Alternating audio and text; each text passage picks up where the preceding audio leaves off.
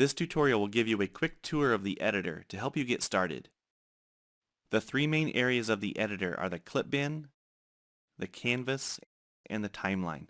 Let's start with the clip bin. Along the bottom of this area you'll see a set of tabs. The clip bin tab is selected, and I like to think of this as the home tab. The clip bin holds all of the video, audio, and image files that are being used in the current project. Import additional media to use in your project by clicking this button. Drag individual clips from the clip bin to the timeline to add them to your video. The next tab is the library. The library holds a variety of title clips, video segments, animations, callouts, audio, and other media that can be used from project to project, and you can add your own at any time. The rest of the tabs are for adding or editing special effects to your video. Click on More to view additional features you can use. To make a new recording, click the Record the Screen button.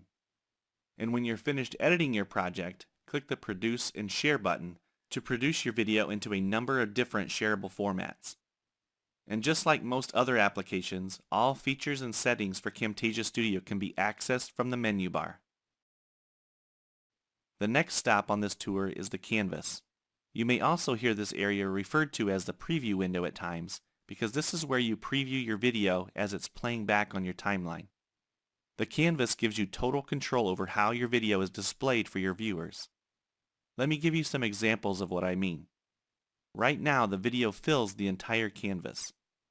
If you click and hold on top of the video, you'll see some yellow grid lines. You can drag the video and position it wherever you want, and the grid lines help snap your video to specific areas or quadrants. If you'd like to resize your recording to be smaller or larger within your final video, just grab one of the corners and drag to resize it.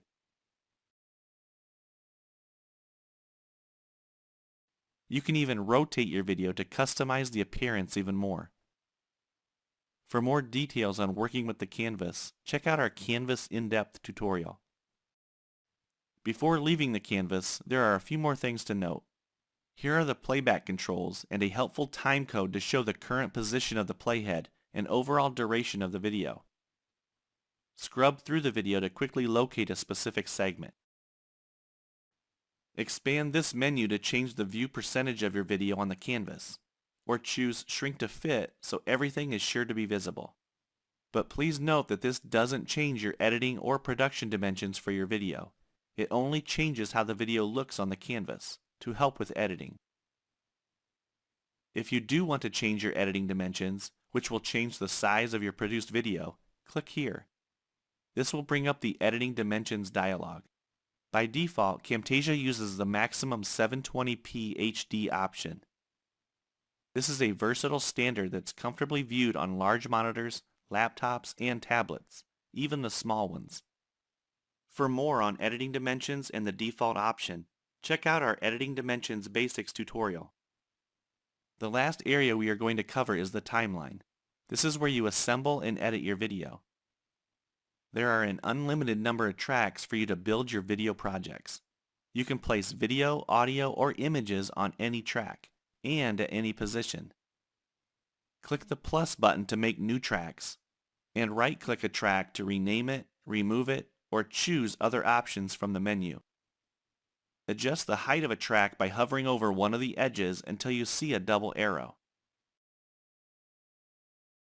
Or adjust the heights of all tracks by using this slider. You'll notice the playhead has a green in point and a red out point connected to it. These are used for making selections on your timeline to help you delete, copy, or perform other actions. The quickest way to clear a selection made with these points is to double-click the playhead. The timeline toolbar contains a zoom in and zoom out slider, which really helps with editing as it lets you make more precise cuts and selections. There are also buttons to cut, split, copy, and paste media on the timeline. There is so much more I'd love to share with you about the timeline in this tutorial, but hopefully this editor overview covered enough to get you started and ready to explore on your own.